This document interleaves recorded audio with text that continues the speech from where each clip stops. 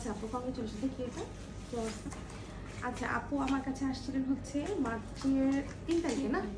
আলহামদুলিল্লাহ 2 তারিখ আসছে না? হ্যাঁ আপনি মাসিক হয়েছিল মার্চের 2 তারিখে। হ্যাঁ আপনি হাজবেন্ড দেশে বাড়ি চলে গেছে? হ্যাঁ। কোন দেশে থাকে যেন ভাইয়া? সিঙ্গাপুর। সব খালি সিঙ্গাপুর বাসী হচ্ছে, সব বাচ্চাও তো সিঙ্গাপুর জীবনে চলে যাবে। আমারও সিঙ্গাপুর যেতে হবে। আল্লাহর মতো তো আপনার কোনো প্রবলেম ছিল না, ওরকম মেজর কোনো প্রবলেম ছিল না।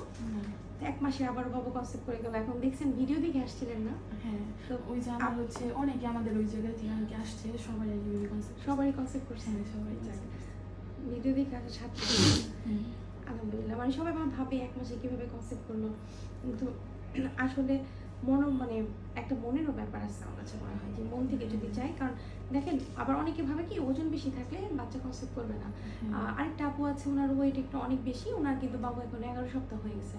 আবার আপনারও কিন্তু আল্লাহর মধ্যে একটু ওজনটা একটু বেশি, 90 কেজি, তাই না?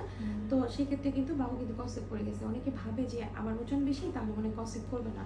ওজন বেশি থাকলেও কনসেপ্ট করে, কিন্তু ওজনটা কমায় নিতে পারলে সব থেকে ভালো হয়, কারণ নিজের জন্যই ভালো। কারণ বেবি নিলে বেবিতে এখন আপনার আবার ওয়েট বাড়বে, তাই না?